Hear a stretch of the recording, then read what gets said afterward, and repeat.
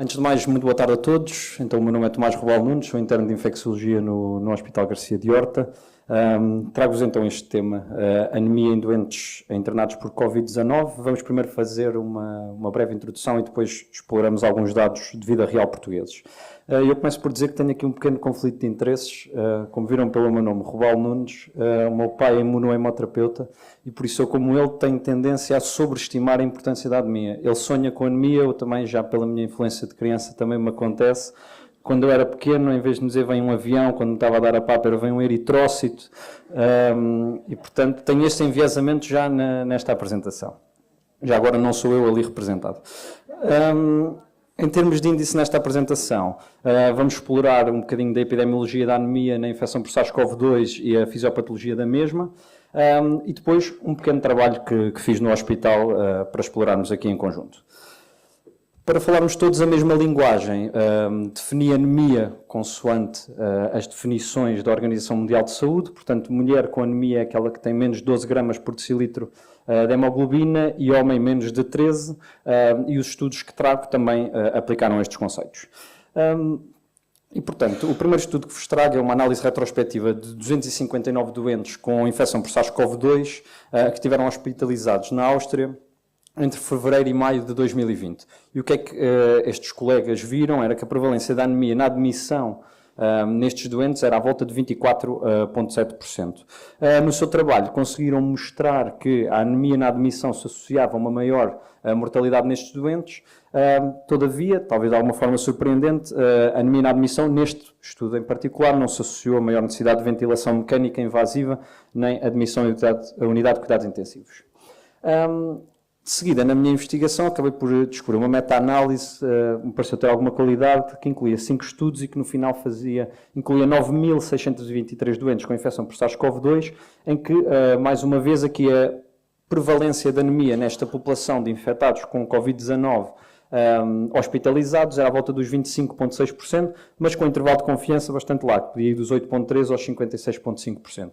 E mais uma vez, os colegas conseguiram mostrar que também o facto de se ter anemia se associava a um maior risco de mortalidade. Portanto, passando esta parte inicial em que compreendemos que parece haver uma associação de anemia e mortalidade, o que não quer dizer associar, não quer dizer causalidade, é importante deixar isso frisado. A verdade é que temos que perceber então porquê.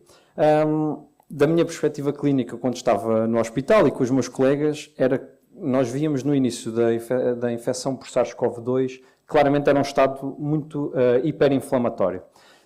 Esta era a grande diferença em relação a algumas outras infecções virais respiratórias que nós víamos na altura. Nós víamos, se calhar, um doente de 30, 40, 50 anos que não tinha nenhuma causa para estar muito doente sem ser esta infecção viral e que nos chegava com pneumonias horríveis, com aumento de parâmetros inflamatórios importantes, VS, PCR, PCT, com febre, portanto eram doentes efetivamente muito inflamados.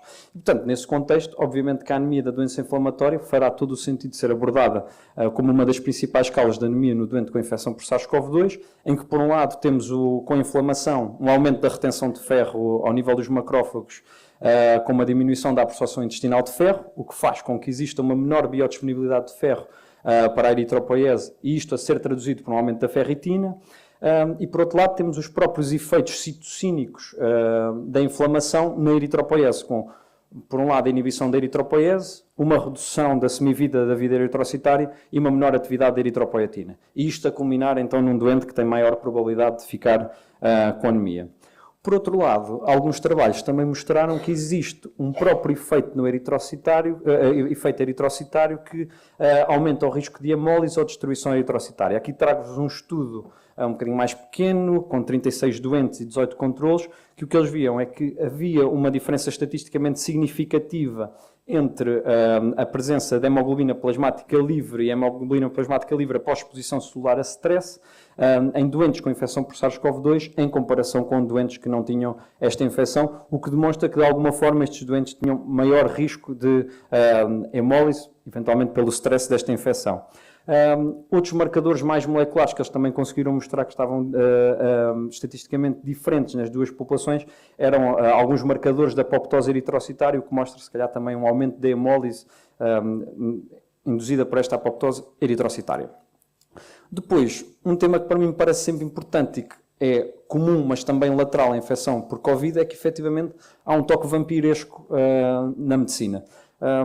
Durante grande parte da pandemia Covid, durante 6 meses estive nos cuidados intensivos, depois o Dr. José Sion também com certeza falará sobre isso, e os doentes passavam muito tempo internados, tínhamos doentes 20, 30 dias internados, em que nós chamávamos aquilo de virar o frango, porque não tínhamos mais nada para fazer, sem ser fazer ventilação mecânica, e o doente passava os dias assim, só que era um doente que passava os dias assim, a receber, fazíamos 3 gasometrias por dia, análises todos os dias, e portanto, a verdade é que nós vemos que, mesmo num doente internado normal numa enfermaria, e esse é o trabalho que trago aqui, já existe um risco de desenvolver anemia. Portanto, este conceito de prevalência de anemia adquirida no hospital é o doente que entra sem anemia e que desenvolve anemia durante a hospitalização. Os estudos estimam que seja à volta dos 40% a 74%, portanto, não há assim valores muito certos, mas neste trabalho em particular, numa população, e aqui sem Covid, 20,9% desenvolveram anemia, 68,3% diminuíram os valores de hemoglobina durante o internamento. Os principais fatores de risco que foram identificados para este desenvolvimento de anemia era precisamente o valor de hemoglobina na admissão, o que faz todo o sentido, porque se estivermos mais perto do cutoff de desenvolver anemia, qualquer retirada de sangue vai induzir anemia, e a quantidade de sangue colhido. Portanto, acho que temos que ter algum cuidado. Outros fatores, por acaso ontem estava a ver a comida que os meus doentes no hospital estavam a comer, até tirei uma fotografia. Pensei pôr aqui, mas não queria causar pesadelos a ninguém, mas efetivamente nestes internamentos prolongados, eu acho que nós às vezes nos hospitais também, de alguma forma, induzimos uma anemia carencial que não deve ser desprezável. Pegando agora no trabalho que realizei com o apoio de alguns colegas lá no Hospital Garcia de Horta.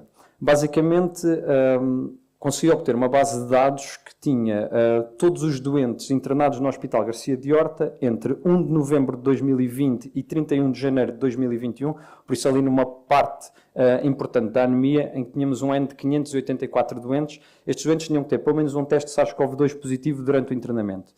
Com o intuito de retirar desta população os casos que eram nosocomiais, para poder avaliar com a maior precisão possível aqueles que entravam com Covid, acabámos por excluir 94 doentes que tinham uma distância de tempo entre admissão e primeiro teste de Covid positivo de 14 dias, para excluirmos por essa via todos os casos nosocomiais, sabendo que esta é uma definição imperfeita, mas foi possível.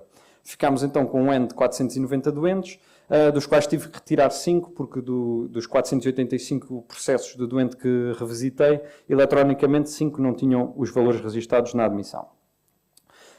Como é que era a nossa população, então, de 485 doentes? Tínhamos uma maioria de homens, com 58% do sexo masculino, e tínhamos a distribuição de idade apresentada, com uma média mediana ali à volta dos 70 a 72 anos. Portanto, nós sabemos que, efetivamente, a população mais idosa acaba por ser a que estava mais risco de internamento, com um mínimo de 21 anos e um máximo de 98 anos. Em termos de comorbilidades, é uma população que apresentava também comorbilidades importantes. Alguns dos parâmetros que avaliámos estão aqui no vosso gráfico denominado comorbilidades, com hipertensão a ter valores aqui, por acaso não tem a porcentagem no slide, mas à volta dos 60%, diabetes mellitus à volta dos 20%, 30%, DPO sem insuficiência cardíaca já com menos impacto, e em termos de outcomes destes doentes, portanto, aquilo que fomos avaliar, além de outros parâmetros, aqueles que resolvi apresentar, foram ventilação não invasiva, doente que evoluiu para intubação orotraqueal e a mortalidade. Saliento aqui, então, os 30% de doentes que necessitaram de ventilação não invasiva, e aqui incluo VNI e alto fluxo. A intubação orotraqueal, apenas, por assim dizer, 6,4% dos doentes, mas lembrando que também era uma altura que havia poucas vagas na unidade de cuidados intensivos, por isso este número poderá estar subestimado na sua necessidade. Mas saliento aqui um número importante, 26,4% de mortalidade, que mostra efetivamente que na altura isto não foi nenhuma gripezinha e que mesmo a ideia de que ganhámos a pandemia, em alguma parte pode ser colocada em questão. Portanto, o principal objetivo que me tinham dado era então perceber qual é que era no Hospital Garcia de Horta, naquele período, a prevalência da anemia. Então fui pesquisar a hemoglobina da admissão ali nas 48 horas antes da data de internamento, porque havia muitos doentes que permaneciam na urgência 2, 3 dias antes de terem vaga de internamento, e salienta-se que na admissão no Hospital Garcia da Horta, 34% dos doentes tinham anemia. À direita conseguem ver um gráfico com a distribuição dos valores da hemoglobina neste internamento. Temos até uma média, uma mediana ali à volta dos 13, mas depois temos valores mínimos de 5,3 e 18,3. mas, portanto, com uma prevalência à admissão de 34%. Outro valor que fui pesquisar, fui por doente ver qual era o valor mínimo de hemoglobina que cada doente tinha desenvolvido durante o internamento para perceber então qual é que era a tal taxa, por assim dizer, de desenvolvimento da anemia. O que nós vemos, 34% tinham na admissão, 59% dos doentes internados desenvolveram anemia durante o internamento. Ou tinham na admissão e continuaram, ou acabaram por desenvolver. O que mostra efetivamente como este problema não é desprezável. Aqui, se repararem, o N é de 463, porque já tive que excluir alguns doentes para os quais não tinha um valor. Aqui, pronto, eu não sou um estatístico e também aqui será uma das dificuldades do meu trabalho, mas acabei por tentar perceber aqui se haveria mesmo uma associação, é univariada, é verdade, entre anemia na admissão e mortalidade, portanto, nesta população, e o que nós podemos ver no gráfico da esquerda, efetivamente, pelo menos fica a sensação que assim seria, que havia uma associação, portanto, de doentes que não tinham anemia na admissão, 80% não morreram e 19% morreram. Dos que tinham anemia na admissão, 61% não morreram e temos uma mortalidade de 38,9%. Fazendo uma estimativa do risco, deu-me aqui um odds ratio de 2,57, com intervalo de confiança entre 1,7 e 3,9. Fiz o mesmo trabalho aqui para ter anemia no internamento e não tendo uma associação tão forte, acabou por também me dar aqui um odds ratio de 1,9. Portanto, limitações do estudo. Primeiro, já sabem o meu enviesamento inicial. Para mim, a anemia é mais importante do que se calhar aquilo que é, e não posso dizer isto neste congresso. Não sou um estatístico, portanto, com certeza poderão haver aqui algumas falhas. Este é um estudo retrospectivo e, portanto, tem as limitações habituais associadas a este tipo de estudos. Sabemos que também a definição de infecção comunitária versus nosocomial poderá ter sido aqui imperfeita e, eventualmente, isto depois beneficiaria, talvez ali com o apoio do Dr. Ricardo, uma análise multivariada. Faço já aqui a dica. Portanto, em termos de conclusões, a anemia, como nós já sabemos, e foi trazida aqui até por este grupo, é uma comorbilidade importante em Portugal, com uma prevalência ali à volta dos 19% na população em geral. Nos doentes com infecção por SARS-CoV-2, a anemia é muito prevalente, na infecção por SARS-CoV-2 com necessidade de hospitalização e é de etiologia multifatorial. E parece haver uma associação entre a presença de anemia na admissão hospitalar e mortalidade. Isto é o que vários estudos nos mostram, foi aquilo que eu também tentei trazer com a nossa população, sabendo que a anemia é algo multifatorial, por isso não estou aqui a dizer de todo que é a anemia que causa a morte, mas apenas mais um dos parâmetros que aqui se encontra em análise. E agradeço aos colegas do Garcia de Horta que viram todos estes eventos comigo na altura, algum apoio na colheita de dados. Obrigado.